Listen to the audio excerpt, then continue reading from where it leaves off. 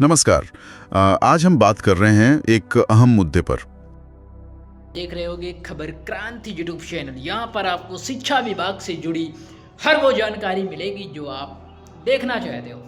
लेकिन गाइस, मैं आप लोगों से नाराज हूँ। नाराज इस वजह से हूँ क्योंकि यार एक पॉडकास्ट आप लोगों के लिए रेडी किया जाता है, आप लोग चैनल को सब्सक्राइब नहीं करते यार। तो यार सब्सक्राइब करो ना, जाओ अभी सब्सक्राइब करो चैनल को। यहाँ पर आपको जिस टॉपिक से रिलेटेड वीडियो चाहिए आपको पहले मिलेगी। बस आपका काम ये है कि भाई टॉपिक का नाम कमेंट सेक्शन में कर दिया करो, ठीक है।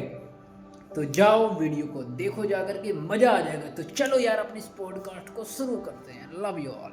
उन्हें अब शिक्षक पात्रता परीक्षा यानी टेट पास करनी होगी। और ये परीक्षा तो तब थी ही नहीं जब उनकी नियुक्ति हुई थी। एग्जैक्टली यही तो सबसे बड़ा पेंच है इस मामले में। तो ये अब सिर्फ एक कि कानूनी या प्रोसीजर का सवाल नहीं रह गया है। नहीं, बिल्कुल नहीं। जैसा कि हमारे पास जो जानकारी है, जो स्रोत हैं, वो बताते हैं कि ये शिक्षकों के लिए आत्मसम्मान का, उनकी पहचान का मुद्दा बन गया है। हाँ, वो इसे इज्जत की जंग कह रहे हैं। इज्जत की जंग, ये उनके सालों के अनुभव, उनके काम की मान्यता का संघर्ष है। बिल्कुल। देखिए, एक तरफ तो सरकार है और राष्ट्रीय अध्यापक शिक्षा परिषद यानी एनसीटीई। हाँ, एनसीटीई। उनका पक्ष है कि भाई शिक्षा की गुणवत्ता के लिए टीईटी सबके लिए जरूरी है। तर्क यह है कि बच्चों को अच्छी शिक्षा मिले, इसके लिए एक मिनिमम स्टैंडर्ड तो होना ही चाहिए, चाहे टीचर को अभी भी लगा हो। हाँ, उनका मानना है कि स्टैंडर्ड सबके लिए एक हो। एनसीटीई जो पूरे देश में टीचर एजुकेशन के मानक तय करती है, वो इसी बात पर अड़ी हुई है। और दूसरी तरफ वो शिक्षक हैं, हजारों की संख्या में जी। वो कह रहे हैं कि भाई जब हमारी नौकरी लगी थी तब के सारे नियम, सारी योग्यताएं हमने पूरी की थी। सही बात है। अब इतने सालों बाद पीछे जाकर रेट्रोस्पेक्टिवली जिसे कहते हैं, एक नई शर्त थोपना, ये कहां तक सही है? उनका सवाल बड़ा सीधा है कि हमारे इतने सालों के अनुभव का कोई मोल नहीं। और यहीं पर ये बहस ना वो क्लासिक बहस बन जाती है, अनुभव बनाम परीक्षा। हाँ, एक्सपीरियंस वर्सेस एग्जाम। क्या कुछ घंटों की एक स्टैंडर्डाइज्ड परीक्षा किसी टीचर के सालों के क्लासरूम अनुभव को, बच्चों से जुड़ने की उसकी कला को, असल में पढ़ाने की क्षमता को माप सकती है? बहुत बड़ा सवाल है ये। शिक्षक यही तर्क लेकर अदालत में है। उन्हें लगता है ये सरासर नाइंसाफी है। तो आज की हमारी ये जो बातचीत है, इसका मकसद यही है कि इस उलझे हुए मामले की परतें खोली जाएं। कोशिश करेंगे समझने की। हाँ, दोनों पक्षों के तर्कों को समझेंगे और इसमें जो एक भावनात्मक पहलू है उसे भी महसूस करने की कोशिश करेंगे। जैसे वो स्रोत में जिक्र था एक बुजुर्ग शिक्षक का। हाँ, वो बहुत मार्मिक था। वो कह रहे थे, जब हमने पढ़ाना शुरू किया तब तो कोई कैट नहीं था, अब इस उम्र में रिटायरमेंट के करीब हमसे फिर परीक्षा देने को कह रहे हैं। क्या मतलब है इसका?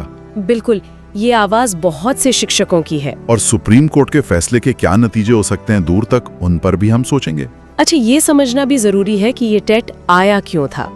देखिए, 2009 में जब शिक्षा का अधिकार कानून आरटीए एक्ट लागू हुआ जी, तो पूरे देश में शिक्षा की क्वालिटी और टीचर्स के लिए मिनिमम स्टैंडर्ड्स पर एक नई बहस शुरू हुई। हाँ, वो दौर ही ऐसा था। बिल्कुल। तो एनसीटीई को ये जिम्मेदारी दी गई कि वो टीचर्स के लिए मिनिमम क्वालिफिकेशन तय करे, और उसी प्रक्रिया में 2010 में टेट लागू किया गया। मकसद क्या था? मकसद था कि ये पक्का किया जा सके कि टीचर के पास सिर्फ विषय का ज्ञान न हो, बल्कि पढ़ाने का जो जरूरी कौशल है, पेडागॉजी जिसे कहते हैं, वो भी हो। तो इरादा तो नेक था, मतलब शिक्षा की गुणवत्ता सुधारना। हाँ, इरादा तो यही था। लेकिन वही बात है, जैसा अक्सर होता है जब कोई नई पॉलिसी आती है, तो जो लोग पहले से सिस्टम में हैं, पुरानी व्यवस्था में काम कर रहे हैं, उनका क्या उनके बारे में सोचा गया था ठीक से? ये बहुत अहम सवाल है। एनसीटीई का तर्क शायद यही है कि भाई क्वालिटी का स्टैंडर्ड तो यूनिवर्सल होना चाहिए। अगर आज जो टीचर बन रहा है उसके लिए टेट जरूरी है, तो जो पहले से पढ़ा रहा है उसके लिए क्यों नहीं? अच्छा। उनका मानना है कि बच्चों के सीखने का जो अधिकार है, उसके सामने कोई और तर्क शायद टिकता नहीं। वो ये भी कह सकते हैं कि टेट सिर्फ एक पात्रता परीक्षा है, कोई फाइनल जजमेंट नहीं, पर एक जरूरी पहला कदम है। लेकिन शिक्षक इसे ऐसे नहीं देख रहे हैं। उनके लिए तो ये उनके पूरे प्रोफेशनल करियर पर एक सवालिया निशान लगाने जैसा है। हाँ, बिल्कुल। सोचिए, कोई टीचर है जिसने 20-25 साल पढ़ा लिया, हजारों बच्चों को पढ़ाया है, समाज में गुरुजी या मैडम जी का सम्मान है। जी। हाँ, कानून क्या कहता है? कानून का एक सिद्धांत है कि सामान्य तौर पर कानून को पिछली तारीख से यानी पूर्वव्यापी प्रभाव से लागू नहीं करना चाहिए। अच्छा, मतलब रेट्रोएक्टिव नहीं होना चाहिए। हाँ, जिससे किसी के अधिकार या उसकी स्थिति पर असर पड़े जो पहले से स्थापित है। शिक्षकों का एक बड़ा तर्क इसी सिद्धांत पर आधारित है। वो कहते हैं कि हमें उन नियमों से परखो जो हमारी नियुक्ति के समय लागू थे। लेकिन क्या इस सिद्धांत के अपवाद मतलब एक्सेप्शन नहीं होते? क्या जनता के हित में, जैसे बच्चों की शिक्षा की गुणवत्ता, ऐसे कदम नहीं उठाए जा सकते? हो सकता है। अदालतें अक्सर कानून की व्याख्या करते समय पॉलिसी का मकसद देखती हैं और उसका असर क्या हो रहा है उसमें संतुलन बनाने की कोशिश करती हैं। एनसीटीई और सरकार शायद यही कहेंगे कि बच्चों का हित सबसे ऊपर है और क्वालिटी के लिए ये कदम जरूरी है, भले ही इससे कुछ असुविधा हो। लेकिन क्या ये सिर्फ असुविधा है या ये अन्याय के स्तर तक पहुंच रही है? ये अदालत को तय करना होगा। बिल्कुल, यही देखना होगा कि क्या ये एक बड़े लक्ष्य के लिए जरूरी समायोजन है या वाकई अन्याय है। ये संतुलन साधना ही शायद सबसे मुश्किल काम है। एक तरफ देश की नीति है, दूसरी तरफ हजारों लोगों की जिंदगियां हैं, उनका सम्मान है, उनका भविष्य है जो दांव पर लगा है। जी, ये सिर्फ नौकरी का सवाल नहीं है जैसे बार बार कहा जा रहा है, ये उनकी पहचान से जुड़ गया है। बिल्कुल। अब सोचिए उन शिक्षकों की मानसिक स्थिति उस रात को, शायद सो भी नहीं पाए होंगे। हाँ, कैसी नींद आई होगी। हाथ में वो पुराने अपॉइंटमेंट लेटर, दिमाग में अनगिनत बच्चों के चेहरे और दिल में एक डर कि कल क्या होगा। और विडंबना देखिए, जिस सिस्टम ने उन्हें कभी योग्य मानकर नौकरी दी थी, हाँ, आज वही सिस्टम उनसे उनकी योग्यता का नया सबूत मांग रहा है। ये सच में एक विडंबना ही है। स्रोत में एक और बात का जिक्र है जो दिल को छूता है, बच्चों का इस मामले में शामिल होना। हाँ, वो पोस्टर्स वाली बात। बताया गया है कि कुछ स्कूलों में बच्चों ने पोस्टर बनाए जिन पे लिखा था डोंट पनिश आवर टीचर्स, हमारे शिक्षकों को सजा मत दो। ये दिखाता है कि मामला सिर्फ कानूनी या दफ्तरी गलियारों तक नहीं रहा, इसने स्कूलों को, समाज को भी छुआ है। सही बात है। बच्चे शायद कानून की बारीकियां ना समझे, पर वो अपने टीचर की अहमियत समझते हैं, उनके योगदान को महसूस करते हैं। उन्हें लग रहा है कि उनके टीचर के साथ कुछ गलत हो रहा है। और ये इस तरफ भी इशारा करता है कि समाज टीचर्स को कैसे देखता है, उनसे क्या उम्मीदें रखता है। अगर टीचर्स को ही अपनी पहचान और सम्मान के लिए लड़ना पड़े तो फिर पूरी शिक्षा व्यवस्था पर इसका क्या असर पड़ेगा? स्रोत में एक बहुत गहरी बात कही गई है। क्या हमने कभी सोचा कि जो पढ़ाता है वो खुद कितनी बार परीक्षा दे चुका है, जीवन में, समाज में, अपमान में? वाह, ये तो बहुत सोचने वाली बात है। ये टीचर्स के रोजमर्रा के संघर्षों को एक अलग नजरिया देता है। वो सिर्फ सिलेबस नहीं पढ़ाते, वो जिंदगी के सबक भी सिखाते हैं और इस सब में खुद भी बहुत कुछ सीखते हैं, सहते हैं। सही कहा।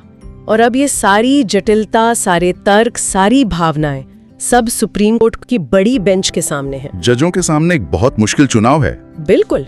क्या वो एनसीटीए की नीति को सख्ती से लागू करने का आदेश देंगे, ये मानकर कि भाई क्वालिटी स्टैंडर्ड्स सबसे ऊपर हैं, या वो उन शिक्षकों के अनुभव, उनकी स्थिति को ध्यान में रखते हुए उन्हें छूट देंगे, ये मानते हुए कि पिछली तारीख से नियम लागू करना अन्याय होगा? दोनों ही फैसलों के अपने अपने नतीजे होंगे। अगर मान लीजिए कोर्ट कहता है कि टेट अनिवार्य है तो क्या होगा? तो स्थिति बहुत गंभीर हो सकती है। क्या हजारों अनुभवी शिक्षक रातों रात अयोग्य मान लिए जाएंगे? क्या उन्हें नौकरी से निकालने की बात होगी? स्कूलों में जो पहले से शिक्षकों की कमी है वो संकट कितना गहरा आएगा? बिल्कुल। और इसका प्रशासनिक बोझ, वित्तीय बोझ कितना होगा? अनुभवी शिक्षकों को खोने का मतलब है संस्थाओं की याददाश्त, उनका तजुर्बा खोना। हाँ। नए शिक्षकों को भर्ती करने में भी तो समय लगेगा, पैसा लगेगा। और सबसे बढ़कर उन शिक्षकों और उनके परिवारों पर क्या बीतेगी, सोचकर भी डर लगता है। ये तो एक पहलू हुआ।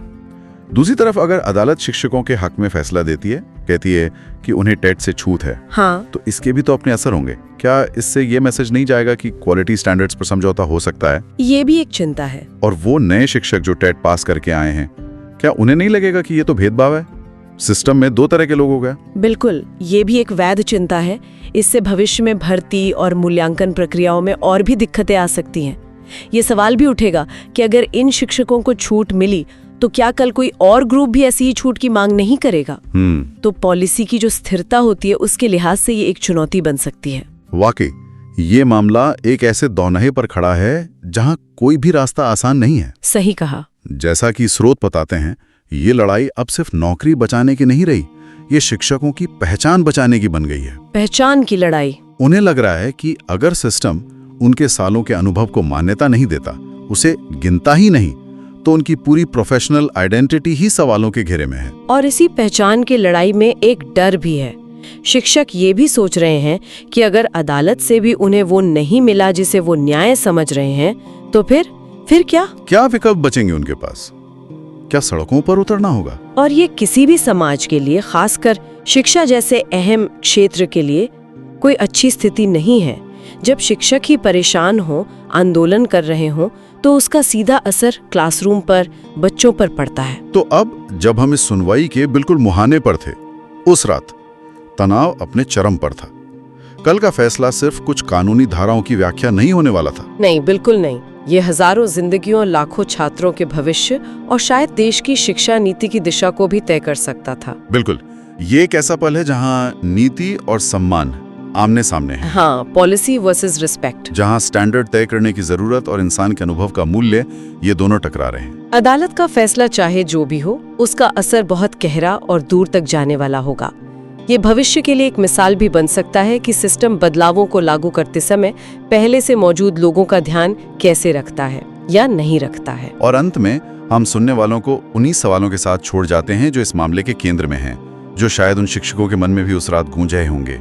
क्या वाकई उन शिक्षकों के लिए टेट अनिवार्य होना चाहिए जिन्होंने इसके लागू होने से दशकों पहले से सफलतापूर्वक पढ़ाया है?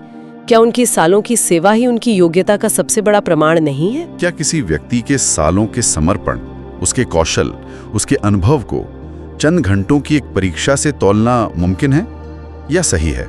अनुभव का मूल्यांकन आखिर हो कैसे? क्या सरकार, व्यवस्था और न्यायपालिका इन शिक्षकों के दर्द को, उनकी दुविधा को, उनके तर्कों की गहराई को समझ पाएगी? क्या कोई संतुलित समाधान निकल पाएगा? या फिर जैसा कि अक्सर ऐसे लंबे चलने वाले मुकदमों में होता है, अब अदालत के गलियारों से एक बार फिर वही थकी हुई जानी पहचानी आवाज गूंजेगी, डेट मिल गई, यानी सुनवाई फिर टल गई, इंतजार और लंबा हो गया। ये सवाल सिर्फ उन शिक्षकों के भविष्य से नहीं जुड़े हैं। नहीं, ये हमारे समाज की प्राथमिकताओं, हमारी शिक्षा व्यवस्था की दिशा और शायद न्याय की हमारी अपनी समझ पर भी रोशनी डालते हैं। कल का सूरज चाहे जो भी फैसला लेकर आए, ये कहानी यहीं खत्म नहीं होगी।